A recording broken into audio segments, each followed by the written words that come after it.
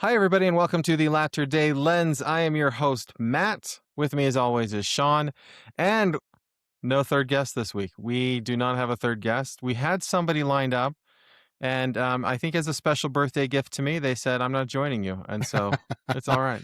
Wait. Is today your No, birthday? yesterday was my birthday. Oh, gosh. Shouldn't I know that? You're like one of my best friends. Shouldn't I know that yesterday was your birthday? I guess you've given me 2 clues by now. Yeah. Dang. I was slow to And pick up on it. and I was going to go for my discovery flight for my birthday yesterday, but it was too windy. And so I have to wait until next week. I'm going to fly.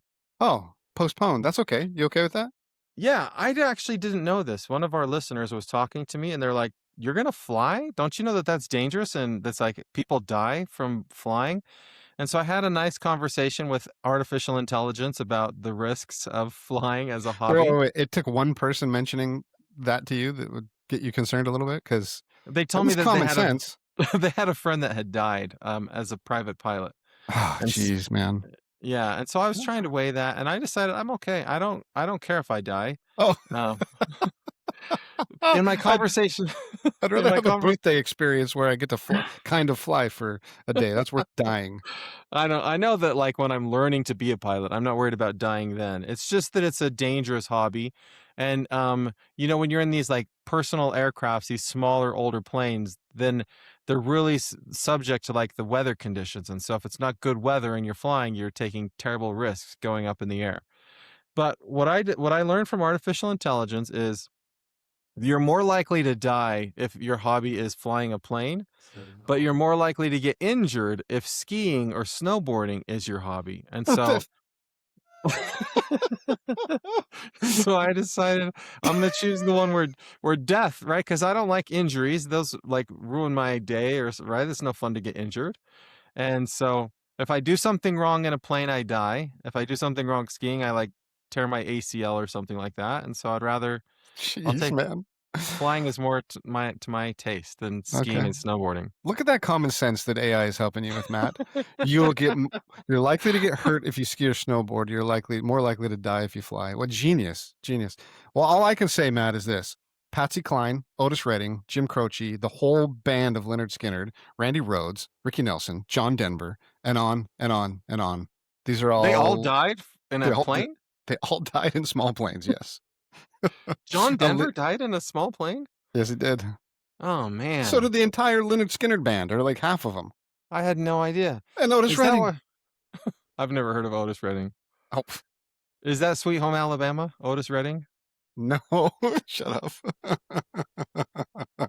Well, listen, what I'm afraid of is not death. I'm ready to go to the celestial kingdom whenever they will have me. I love that What faith.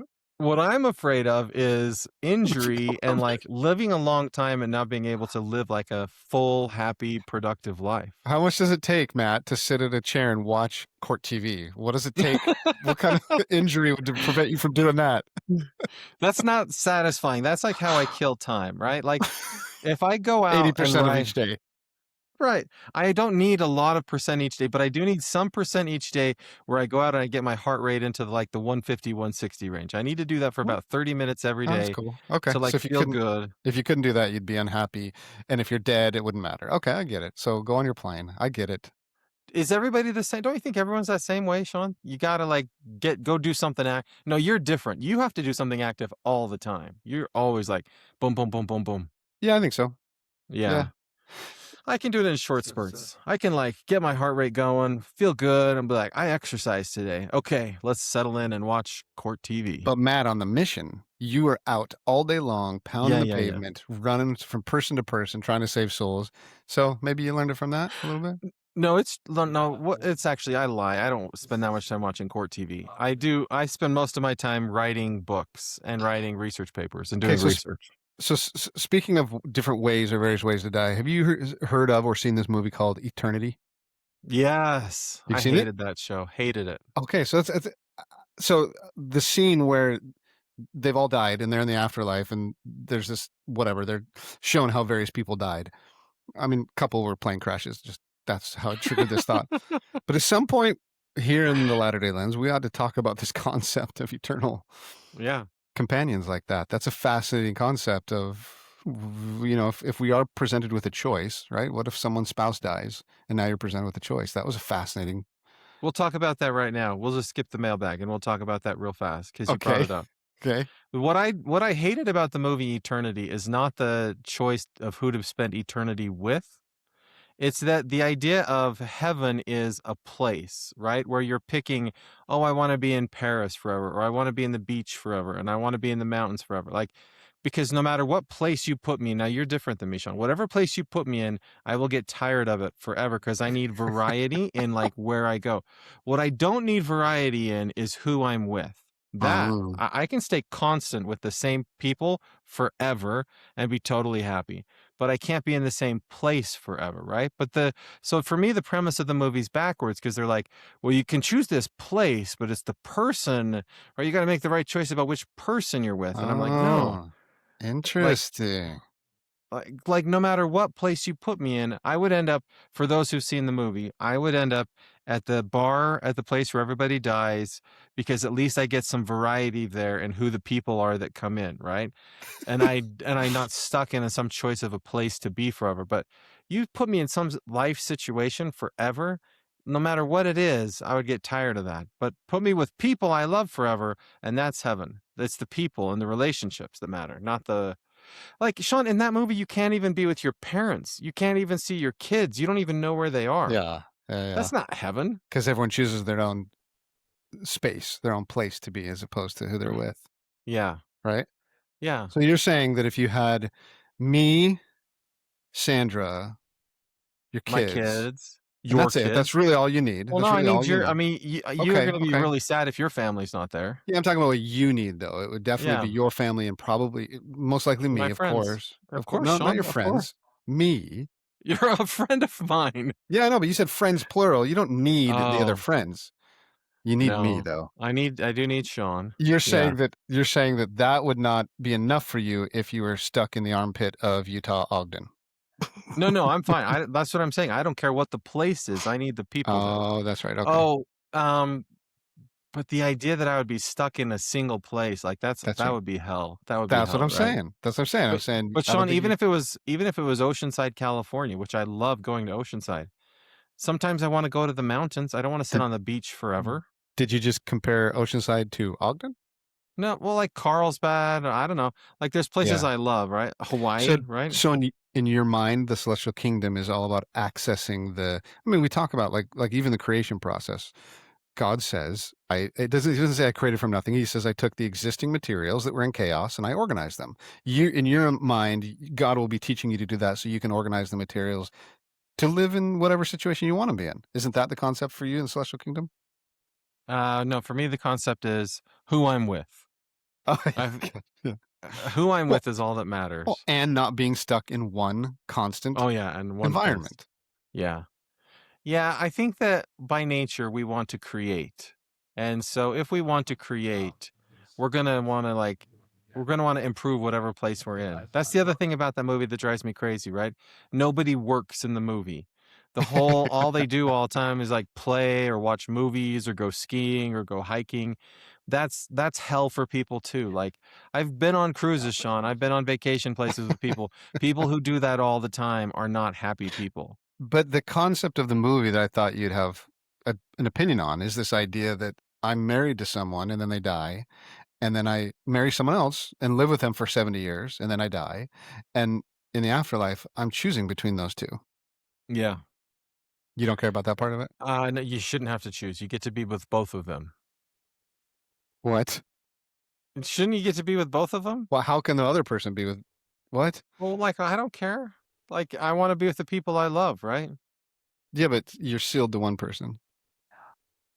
Oh, you said I was married. Okay, wait. So I'm married. There's one I didn't get sealed, so I married two people, but only got sealed to one of them. Let's say, oh, that's right. You couldn't get sealed to both, could you? No, you could. You could get I sealed to both. guess because that's a woman, right? In the movie, it's a woman, so she can't get Oh, sealed to no. both of them or something. Well, Yeah, I don't know. but let's say God gives her. Well, you just made it complicated. Yeah, I don't know. The whole premise of the movie doesn't make any sense to me. God's not going to make you choose between two people you're sealed to or two people Why you. not? Yes, why not? Of course. Oh, Let's say God gives us the choice. we were sealed to two people, let's say, and gives us Uh-huh. the choice to choose between the two. For eternity, only one of them. Yeah. I would choose, oh man. You were about to choose.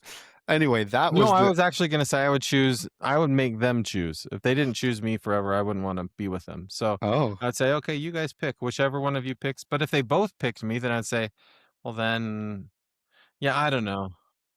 There's a lot about that movie that's just weird, right? That doesn't make any okay. sense. Okay, I was just curious about your opinion. You gave it. That's good. You Okay, didn't now love what's it. your Okay. opinion, Sean?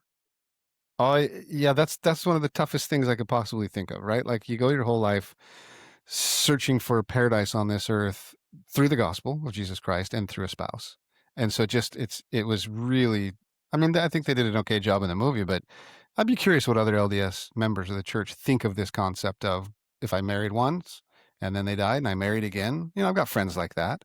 Yeah, who do you choose to be with in eternity?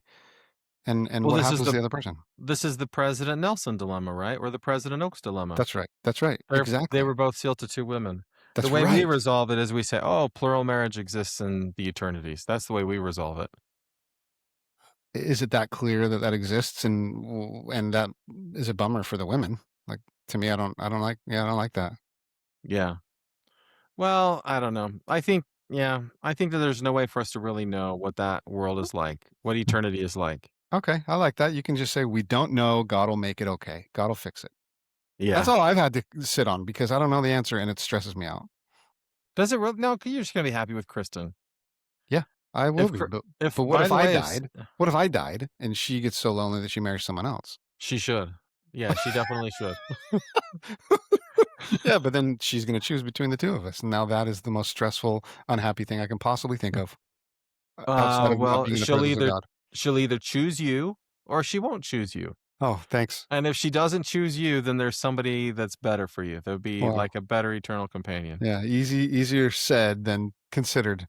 Yeah, so you'd be fine if you died, Sandra chooses Sandra someone marries else. someone else and chooses someone else. No, I would just Yeah, like exactly, I would spend exactly, eternity curled up in a ball, like just crying. exactly, dude. Now you understand why I'm stressed. So don't try. Yeah, there you go. That's it. At least I can go to Ogden. At least I can visit other places. There we go. All That right. was the response I was looking for. The response I was looking for is the movie made me consider like spending eternity curled up crying in a ball. That's exactly what I was looking for. I just spent the whole movie being like, "That's such a stupid movie." But anyhow, it was a Okay, fun that's movie. But good. it was I love who's the guy who plays Rooster in Top Gun? He's in that movie. I forget his name. I don't know the guy's name, but anyhow, I love that actor so much. Because he So was in I Top Gun. Well, yeah. for our listeners out there who are considering end of life fantasy scenarios, instead of going to watch that one, go watch Defending Your Life from the 90s. That was a great show. Okay, and also everybody, Sean has weird movie recommendations. And so like this isn't Letterbox, but if it was, I would tell you this right now, stay away from Project Hail Mary. I went and watched that movie. Oh my I goodness. didn't recommend that for you. Okay, well stay I away from it, recommended you one everybody. of the top 10 movies of all time, Doubt. Go, listeners, go Oh watch jeez. Doubt. And you didn't get it, which makes me judge you. No, I love the movie Doubt. No, I you hate didn't. the movie oh, is it Doubt that I hate? Is that the one about the priest that may or may not have Yes, molested yes, yes, somebody? yes. That's Yeah. Doubt? Okay. Yeah, that's a stupid movie. That's right up there with like Project Hail Mary. Don't go Uh, watch those kinds of uh, those shows where they like if you're really looking for a movie where like what happens is there's two people sitting in a room staring at each other, thinking about things. Like that would be a great movie. You'd really love that movie and Project Hail Mary. all right, look, before we move on to the next topic, let's both unanimously, since this is the Latter-day Lens, we're looking for common ground. On the count of three, let's both proclaim to our listeners which movie probably is one of the top of all time that they should watch. And I know we'll get this right. One, two, three. My Joe Blue versus the Heaven. volcano. Oh yeah, Dang Joe it. versus the volcano. No, that's a good one too. That's a Good good man. one. Okay. All right. All right, let's move to the thought provoker. We kept that mailbag open a long time. Sorry.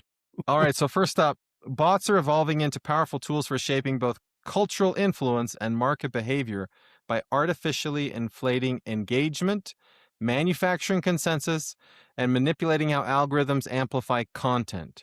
So you guys might have heard about this. Nicki Minaj suddenly got a huge boost in followers when she started endorsing Trump.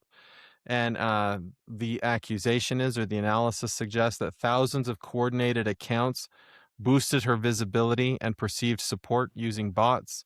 There's a JP Morgan situation that did a similar kind of thing to reframe financial analysis. Um, so, anyhow, the question is, so in both of these cases, bots blurred the line between authentic and engineered popularity, allowing narratives to spread not because they're widely believed, but because they were strategically amplified. So my question is, are bots a useful technological advancement, or are they more pernicious? Is this use of bots immoral because it's a form of lying? I mean, so this is the Latter-day Lens. Listen, if the intent is to deceive, there's so many scriptures about it, right? Thou shalt not bear false witness. That's Hmm. pretty clear. Isn't that one of the 10 commandments? Yeah. Right? But you're in this this is why I want to talk to you about this, Sean, because you're in the world of marketing, right? Yeah. A lot of what you do with branding is try to help people boost their visibility. And one way you boost visibility is like, I don't know, having good positive reviews or having people out there saying this is a really good product.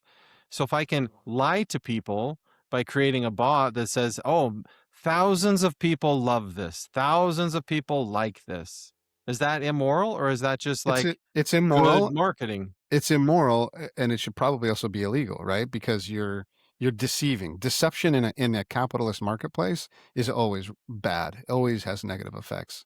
So deception Oh. and is immoral. It's against clearly Exodus 20:16. Thou shalt not bear false witness. In Alma 1, it talks about the reason priestcrafts and exploiting beliefs are bad is because people use that for influence or profit.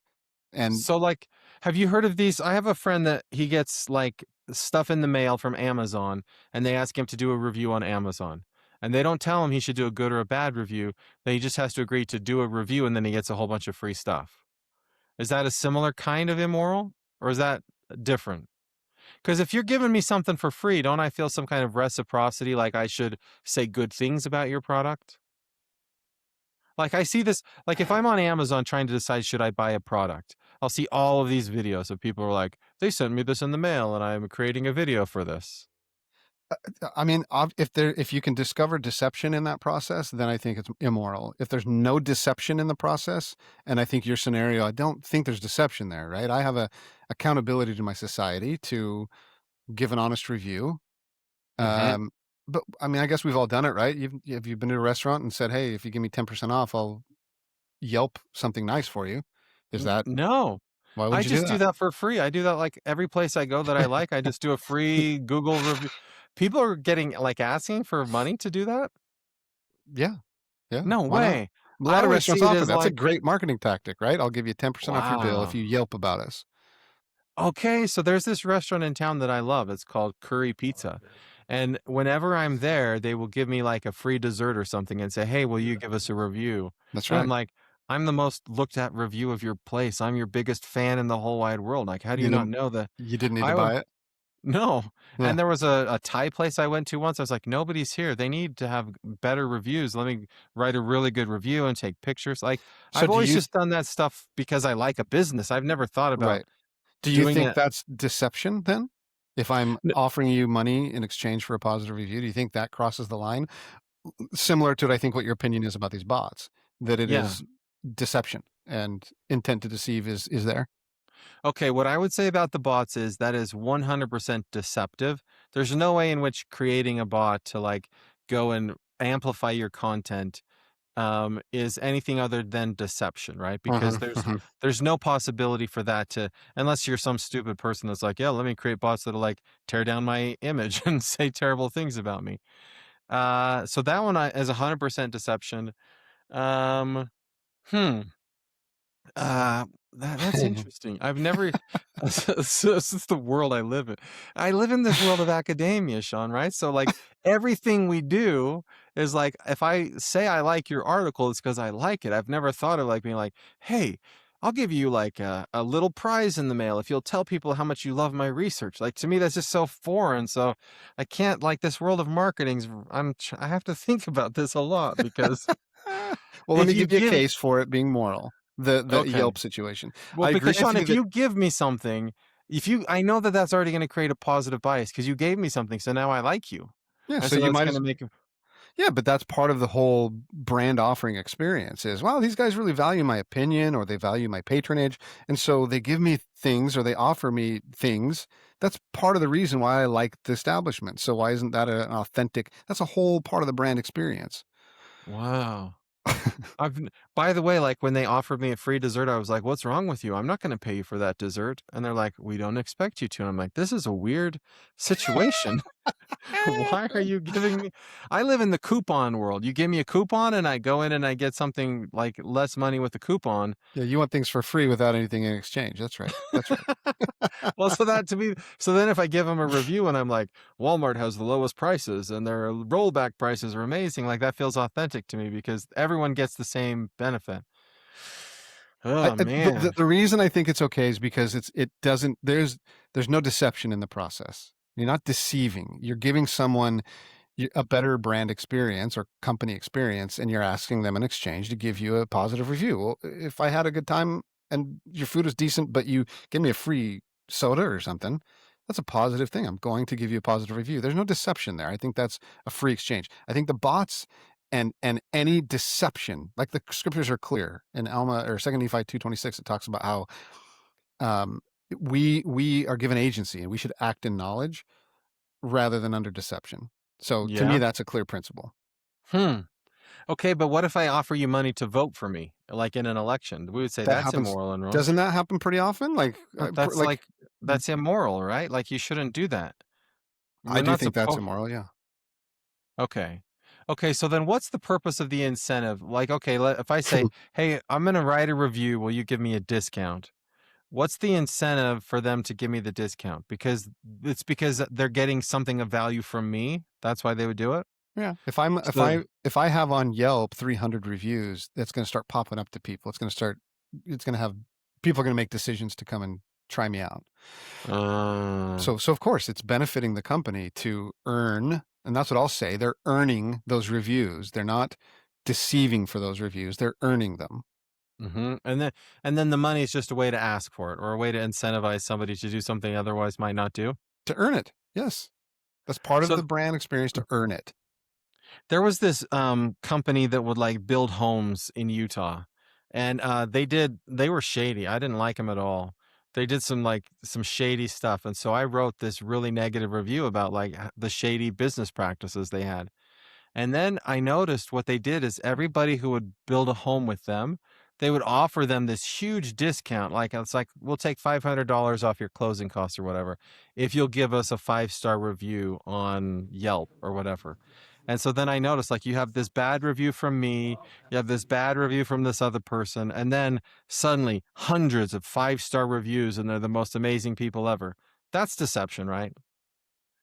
$500 Uh, for a positive review. here's the thing. That's Here's the thing. deception. I don't think it's deception because the person that got the $500 got that as part of the offering of their experience with that home builder, right? And right? So it's part of the offering that the home builder gives.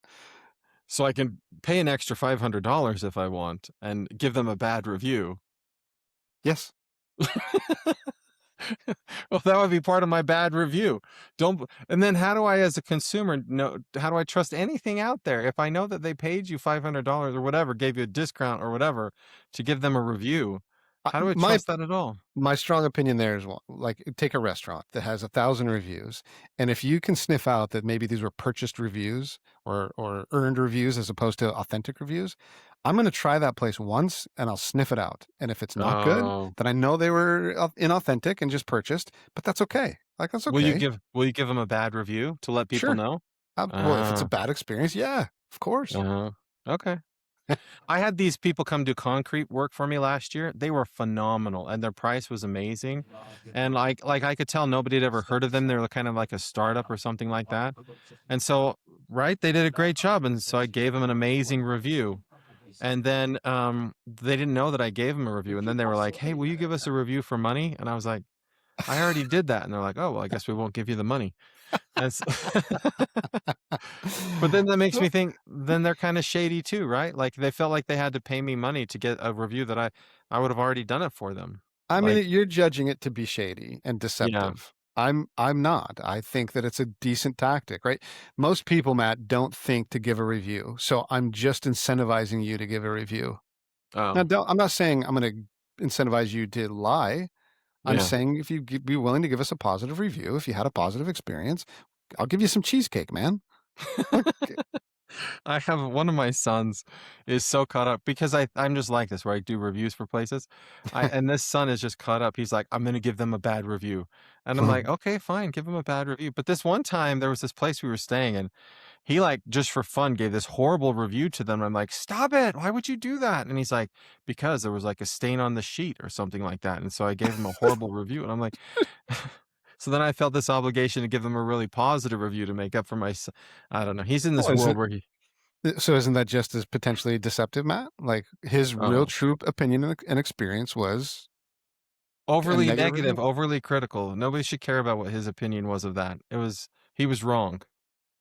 That was his experience, and you tried to influence or deceive to not, for people not to hear that. Is I that think just I made as? him take it down. I was like, get rid of that. But Oh, like that's his thing, right? If he's displeased, he'll tell them, I'm gonna give you a terrible review, as if anyone would care. But I guess maybe they do care. they do care. It matters. Yeah, Huh. that seems That's that's that's because seems I'm in honest. higher education. If my students give me bad course evaluations, I'm like, "Pff, what do I care? Who do you think reads your stupid course evaluations? Why would anybody care what Wow, you think about me as a professor? wow.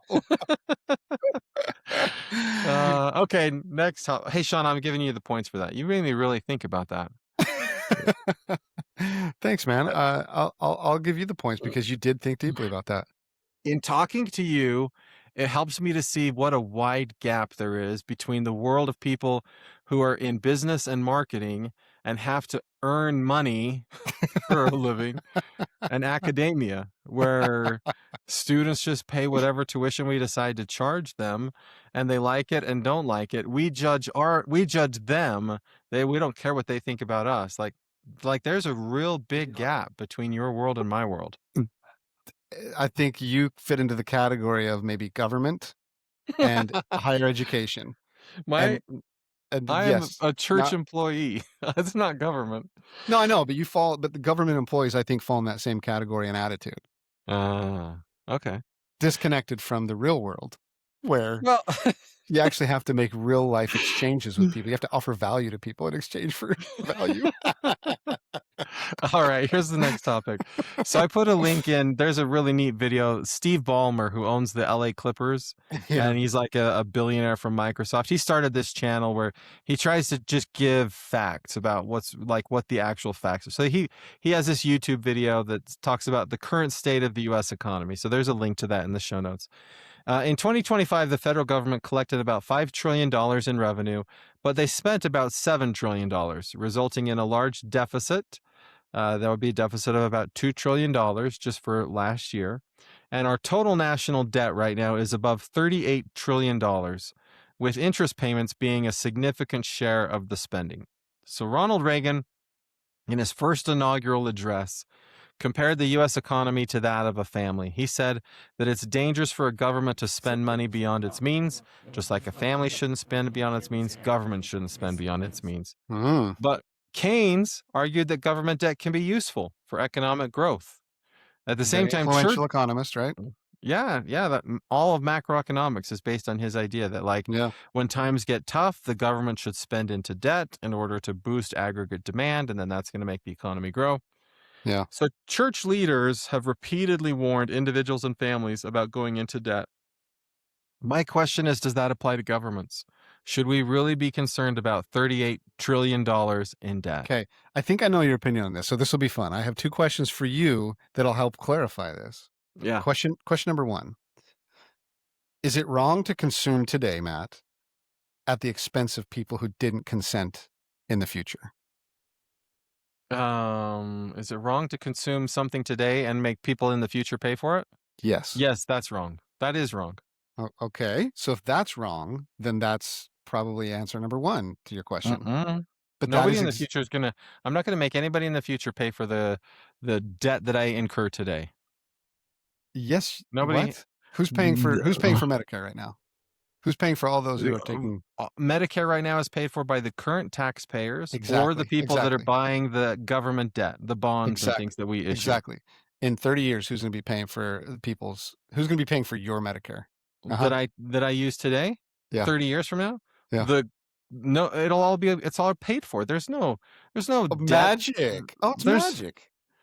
no, like this debt that we have. It's the debt that a government has is not the same as the debt that you and I have.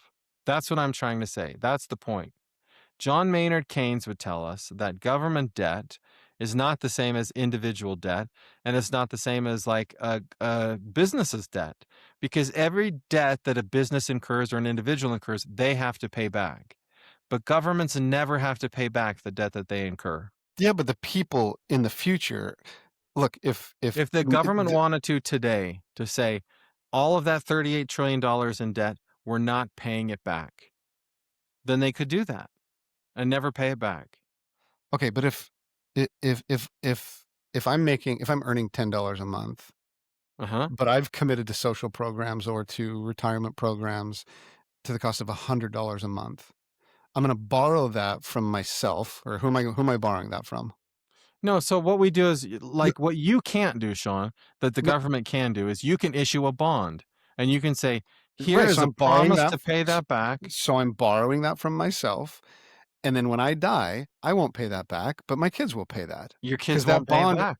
Your kids don't have to pay that back because our bond is only in the United States, government debt is backed by the full faith and credit of the US government. Yeah, And but if Matt, but the taxes that my kids will have to pay will go towards paying for your Medicare. now, now, in Yes. fact, Sean, all of the debt that people incurred 20 years ago, we're not paying for that right now. We're not even paying for all of the stuff we're doing right now, right? Like our taxes right now go to Social Security, right, which pays out Social Security payments. It goes to the Medicare stuff, but that's only the people currently Well, using Medicare, and it doesn't even cover all of the bills, right? We're not these billions of dollars a week that we're like spending dropping bombs in Iran. We're not paying for that. We're just issuing bonds to pay for that. We're not actually paying for that, and the taxpayers don't really pay for that. okay, I That's why didn't we hear. have a $38 trillion debt. It's all just fake debt. It's not real debt. Nobody actually has to pay that back. The future has to pay that back because the government doesn't have money unless people are investing in the bonds or paying their taxes. So if I'm not Not taking in true. enough, Where why? What does do you our mean? government get money from? They print dollars. Yeah. If the US Treasury wants to, they could give you $1 billion right now, right? They just credit your bank account with $1 billion. And that's what we did in our last financial crisis. They called it quantitative easing, but they just put billions of dollars in the bank accounts from the Federal Reserve. So they just make more money and then they have more money. So that's the thing that's different, Sean, is if you want money, you have to earn money, you get a paycheck and you got to hold on to that money. If the government wants money, it just creates money by printing dollars.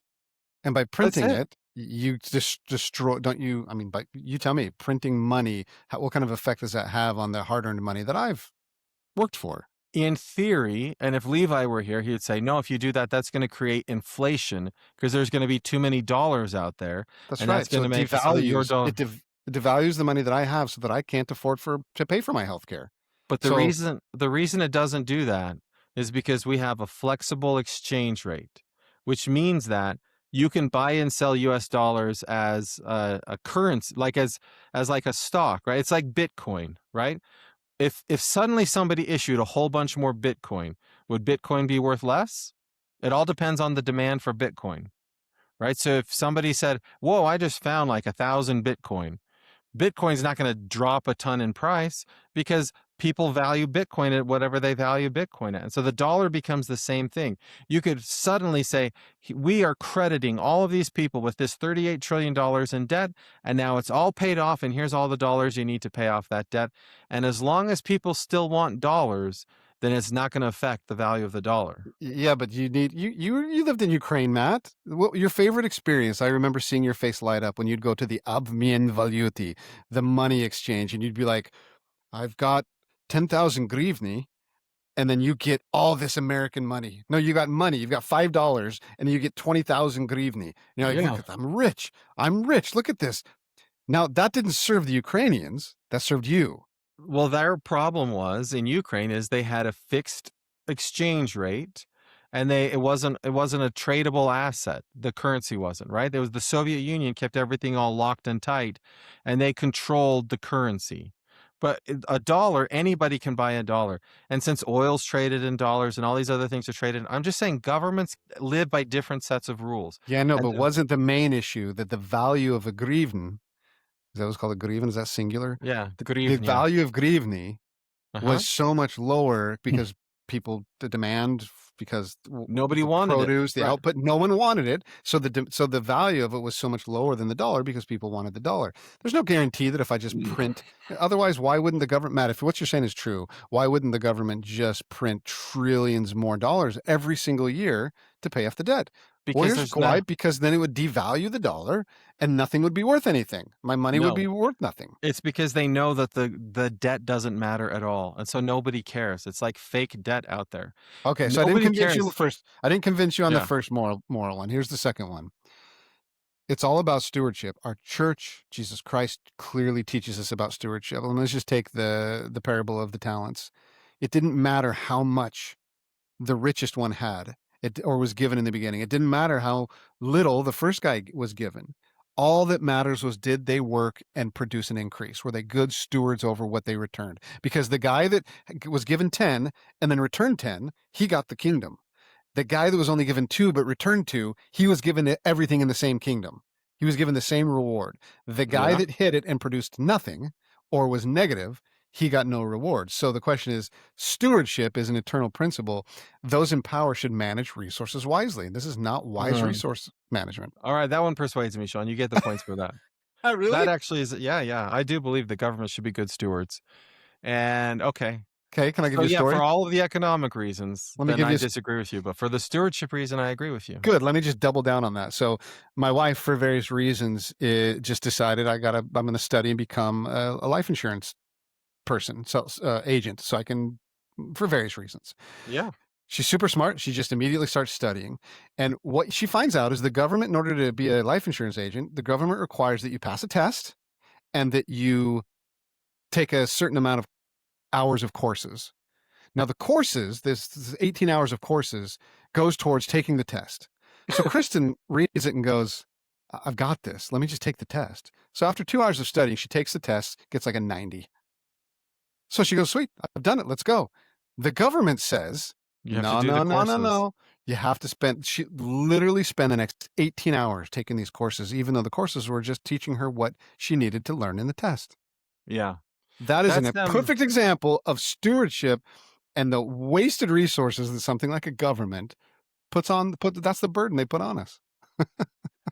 Yeah, there's a lot of stories like that. Okay, well, so then, okay, I'll give you the points for that, Sean. Wow, The dang. the government doesn't have the same kind of debt worries that people do, but they should be good stewards of their money and spending Of our beyond their money, means.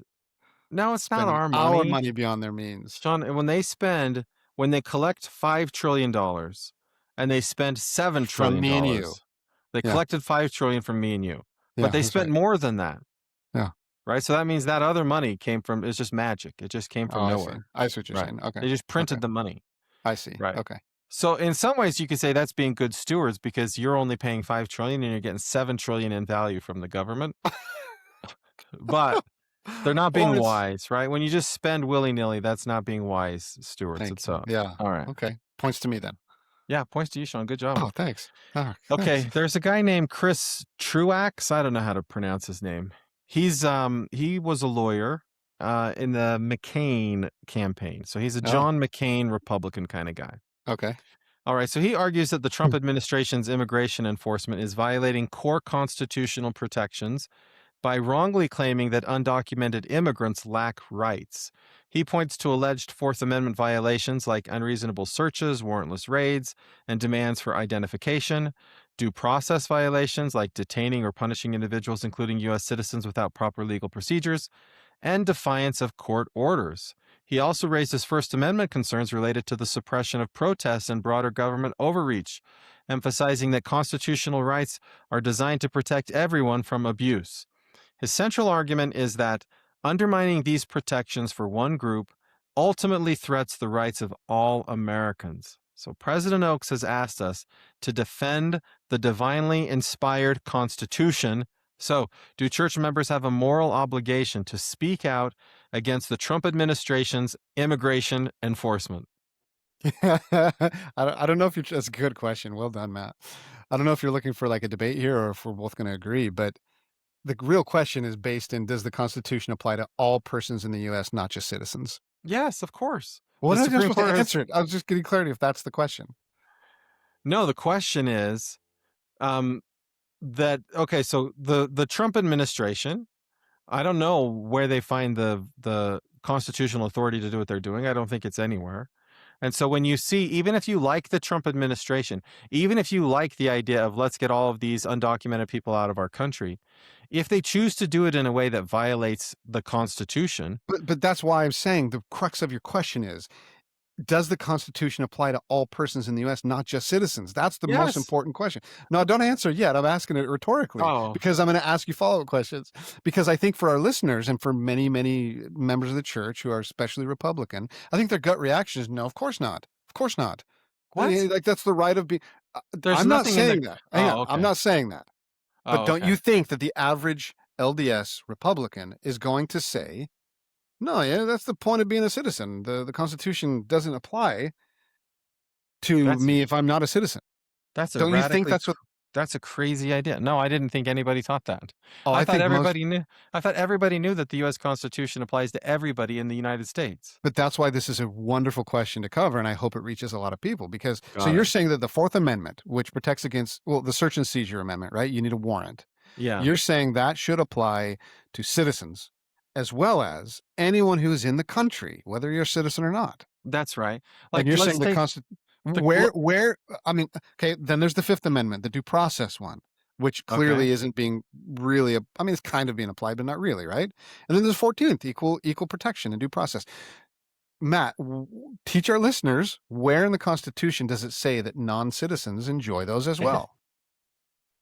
Those Well, rights. it's the US Supreme Court that says that those so when the first of all, when the Constitution is written, there's no such thing as citizenship, right? Oh, There's no obligation that you be a citizen or a non-citizen. dude. The Constitution is written saying what the government can and cannot do. And the idea that the government would treat citizens differently from non-citizens, that would have been laughable to them at the time because Hang on. So just let's get clarity. You're a political scientist. Let's talk in dumb layman terms so the guys like me can understand it. You're saying that there's no language in the Constitution, not the Bill of Rights, not nowhere that says in order to be an American, there's a process of becoming a citizen. no. Back then, if you were in America, you're American. Is that correct? Correct. And the only kind of restriction that they put on anything is they said that in order to be president of the United States, you have to have been, it's called the natural born clause. You have to have been born over here in the United States to be president of the United States. But That's in they the did, Constitution. that's in the Constitution, only to be president, right? So you Okay. can't be a naturalized American. If you're not born in the US, you can't be president of the United States. That's the only thing And even remotely close to that. And is it true that it wasn't until many, Mhm. many years later they started to explore, well, a lot of people are getting off, getting on boats and coming over here. We better set up some places to kind of process these people, to scan for diseases, to start to organize our census. But Yeah, it wasn't the really a technical process of like, are you a citizen or you're not a citizen? And everyone could come, right? Anyone the could come. census starts in 1790, right? Why do you The know that? Constitution That's what's so nerdy that you know that. the US Constitution's ratified in 1787 and the first census is in 1790 because in order to figure out representation for the House of Representatives, you have to know how many people live in which area. Right, but my point in saying this is there's no like It's if today I get on a boat and I reach Ellis Island and I get off, I'm here, so I'm an American citizen. I may be have a disease, so I'm put over here in quarantine for a little bit. I'm still here, right? I'm still in the citizen right there away. was no such thing as citizen non-citizen. That doesn't happen until the late 1800s when Americans start getting mad about the migrants coming here, and mostly it's the So Chinese Exclusion so Act, so Matt, so mostly. why isn't it clear to everyone in the United States, if that's the history, that The Constitution does apply to non-citizens. I have no idea why people don't know that. So I thought that's why I thought it was a silly question you were asking.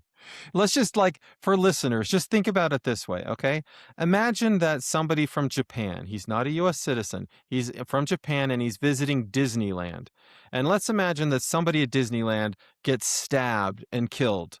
Would anybody say, "Oh, the man who was in that area from Japan doesn't get the same rights as all of the other Americans that were in the Can we vicinity. If we want to, we can plant evidence on the person from Japan. If we want to, we can violate all of the civil liberties of the person. If we can I want to, we can put the man from Japan in jail and never can tell I them what they're charged with." can I improve upon your well-intended example? Yeah.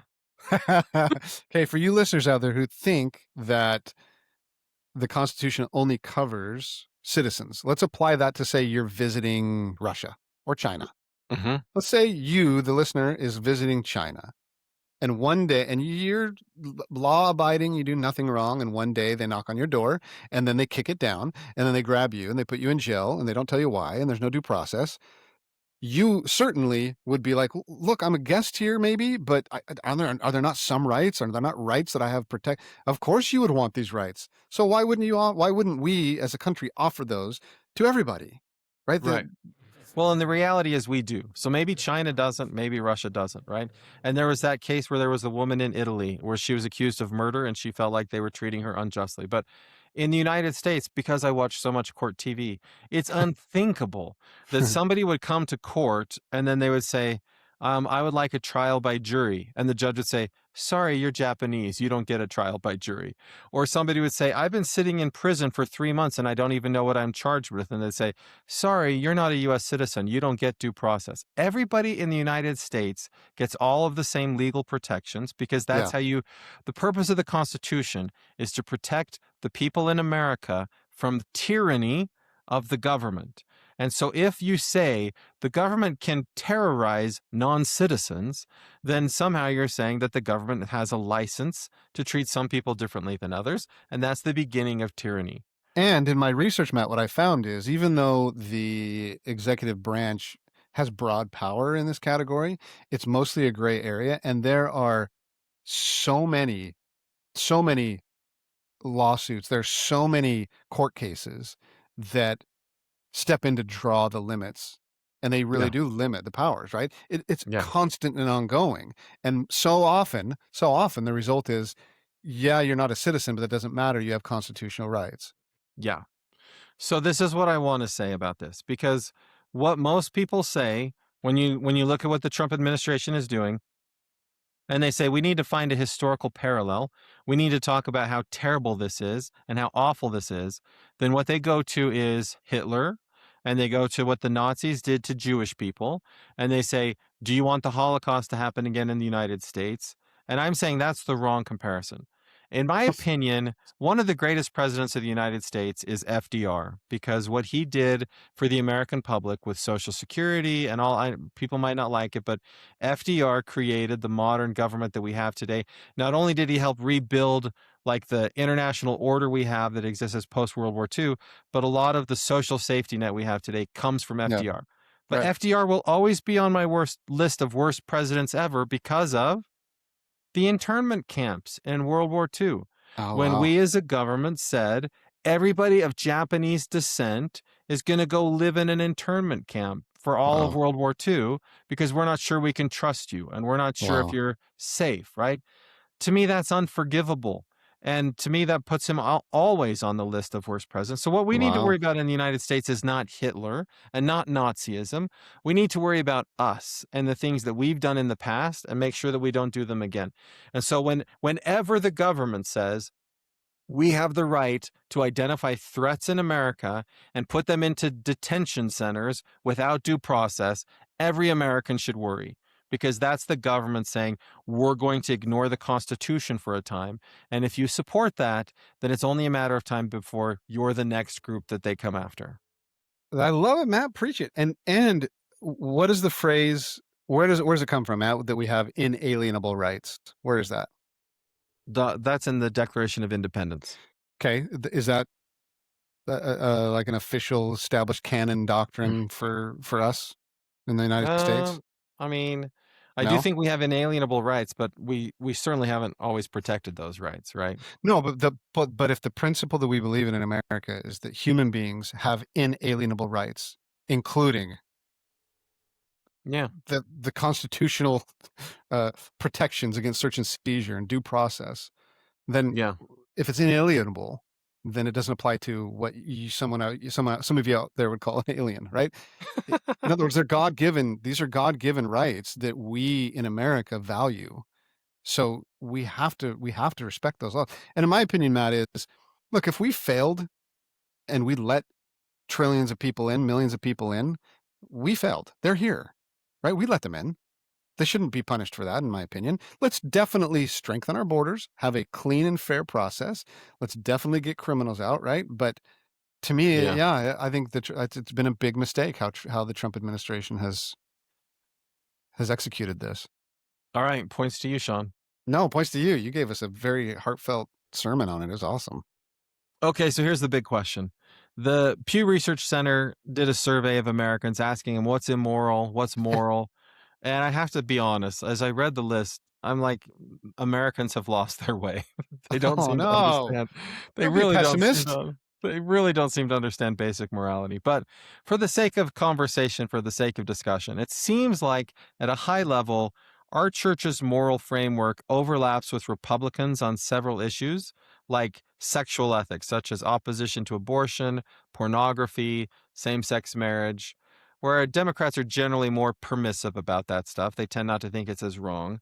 But the church also shares areas of alignment with Democrats on issues like greater concern about the morality of the death penalty and maybe sensitivity about issues about excessive wealth or maybe spanking children or something like that. Like some people think that spanking kids is like one of the most immoral things you could do. Uh, but generally, the church does not fully align with either party. We think that drinking alcohol and gambling and using marijuana are wrong, where members of both parties think that that's okay. So the question is this: many church members identify with a political party because they believe that the party supports their moral views, but at best, that's only partially true. So, if no party is going to completely represent my views, how do I choose which party to join? To me, I'm just going to preach from scripture. There's some really good, like, I think the core principle here is agency, Hmm. right? There's the core principle isn't let's analyze the current Democrat Party and try to find scripture that proves whether they're more righteous or more fully righteous or they're. That's not the Well, principle is agency. This is a key doctrinal foundation, moral agency. So I love Revelation 3:15 that says, "I the Lord know thy works, that they are neither hot nor cold, but lukewarm. And because they are neither hot nor cold, but lukewarm, I spew thee out of my mouth." And then early in the Old Testament, Elijah in 1 Kings 18:21, I think it is, he goes to the children of Israel who are worshiping nobody. They weren't worshiping God and they weren't worshiping the popular religion of the day under the god Baal. And so Elijah comes and says, "How long halt ye between two opinions? If the Lord be God, then follow him. But if Baal, then follow him." Essentially reiterating the Lord does not want us to be passive decision makers. The Lord does not want us to allow others to send, the winds of doctrine this way. And I'm blown that way. And then it blows over this way and I'm blown that way. Like it is such an important principle that God wants us to choose. And some of us, if we choose right and some of us choose left, he prefers that over what I think so many of us today do and go, well, I think I'm a Republican traditionally. So I'm just going to form all my opinions based on what the Republicans. That is right. the most lukewarm, spit thee out of my mouth attitude. And so I think this is a moral, moral agency is the principle here. How do you So, decide? It's up to you, Matt. How do oh, you that's good, decide? Sean. It's completely up to you. Use your moral agency, make a decision, commit to it. Stop being lukewarm, Matt. So President Oaks would say we should switch back and forth. If there's a Republican that meets my views, I should support that Republican. And if there's a Democrat that meets my views, I should vote for that Democrat. And I should go just back and forth. But President Oaks's training is in the legal profession. President Oaks is Okay. trained as a lawyer and a judge. Okay. And my training is more on like the political parties, elections side of things. And to Okay. me, The idea that I switch back and forth who I vote for is a losing proposition Yeah, that makes sense. because switching back and forth in vote, what I'm saying is voting is not where your power is. Your power is getting in the party and changing the political party to match your views. So, for example, if I live in Idaho, which I do, and the Democratic Party is advancing like ideas about moral issues that differ from me, and I say, I don't like what all those liberals in San Francisco are doing, it doesn't matter because the Democrats in Idaho get to be whatever I decide the Democrats in Idaho stand for. And the way that I make them my party is I go organize people and I get them to vote as Democrats, and then they're my party. And then the Democrats in Idaho support whatever issues I decide that they support. Same thing with the Republicans in Idaho, by the way. If the Republicans in Idaho are doing things that I don't like, then I don't have to say, I'm a Republican, I guess I'll go along with them, even though I disagree with them. You say, I'm a Republican and I'm going to mobilize people who agree with me, and we're going to take over that party and we're going to make it what we want it to be. So when you say lukewarm, what I say the answer is you have to choose. You're either in it or you're out of it. And if you're in it, you got to get all the way in it, and you choose your party based on the strategic advantage you will have with one party versus the other party. And if you're out of it, then get out of it and stop formulating all of your opinions based on what the parties tell you they think or you should think. That's what I'm saying. You're either in or Whew. you're out. Oh, that's a lot to think about. That's So heavy, dude. think about this, Sean. What was the Republican Party before Trump became the nominee? Something totally different than it is now, Totally, right? completely different. Yep. And Okay, so what is your theory is you think Donald Trump did the right thing. He's the perfect example of what to do in politics. Yes, Trump made the Republican Party his. And by Huh. the way, he didn't just choose it willy-nilly. He looked at the Reform Party in the year 2000. He was registered as a Democrat. He used to give money to Democrat candidates and to Republican candidates. And he said, here is an opportunity for me to go all in on the Republican Party and to take it over and to make it mine. And he saw an opening with evangelicals. Like Trump, in terms of abortion, doesn't care, but he saw that these people care about abortion. So if I give them what they want on abortion, I get everything else I want. And he made that Mhm. choice, and he took Yeah. the party and he made it his So own. so you think even though you disagree with a lot of what Trump does, his administration does, you think that his execution of political science has been probably the best in the last 100 years? I would say Obama did the same thing in the Democratic Party. So I would say it's not like Trump, what Trump did, what Obama did, what by the way, Biden did not do that, right? What Reagan did, Reagan took the Republicans and made it his own. Nixon took the Republicans, made it his own. Jimmy Carter for a time made the Democrats his own, but they didn't like it. So they chose Bill Clinton later on. So, and I'm just choosing presidents, but the same thing happens on the local level. So what I'm saying is this idea that we say, I've got to decide between these two groups, who agrees with me the most? No, you Okay, you so you either get in or you're out. you're saying in that scripture, since you're failing to bring in any Latter-day lens here. Just kidding, Matt. I'll bring it in for you. You're saying the scripture that says there are two types of beings. There's those that act and those that are acted upon. You're saying Yes, let's stop being so the acted upon being says, I better pick one of those parties so that they can define for me what my political beliefs are. right. Instead, be the acting and say, Yes, uh, I've got my set of values that I'm informed either from my religion or just my experiences. And I need to go, since these parties have all the power, I need to go infiltrate a party and I need to act upon it and yes. form it in my own image. And Yeah. And yeah. that's what they all do, by the way. I had somebody in my office 2 days ago talking about how they wanted my help recruiting conservative Republicans to be in these various positions in the political party. And I'm like, everybody I know is a conservative Republican. And they're like, well, not the right kind of conservative Republican. I'm like, right. That's the fight you want to have with people. And so if I care, then I'm going to find my kind of conservative Republican, and we're going to go in and we're going to fight with you in elections. We're going to fight with you at party meetings, I and we're like going it. to decide what it means to be a Republican in my community and in my state and then in the nation. And the way you decide, the way you win, the way you decide what it means to be a Republican is you win elections. And when you win elections, then everybody conforms their views to match your own, right? So Wow. Republicans are Trump right now because Trump wins elections. And so far, Mitt Romney doesn't win. Jeff Flake doesn't win. The woman from Wyoming, right? Cheney doesn't win. That brand doesn't win. So if you want to change the Republican Party, you either need to get voters in that'll help you win, or you need to go to the Democrats. Maybe the Democrats will let you win. Change the Democratic Party.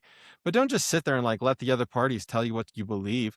And don't do what most people do and they say, well, I am a Republican and this is what they say, and that seems to match what the church says. So I'm going to decide what I believe based on what all of my Republican friends tell me I ought to believe, or Democrat friends. Preach it, Matt. There's my political scientist, my Christian political scientist. That is, well, that's wise, dude. I love that message. Definitely points to you. Not that we get points to this one, but well said, man. I love it. We got to end on that because that's just powerful. Awesome. Hey, everybody. Thanks for joining us. We'll talk to you again next week.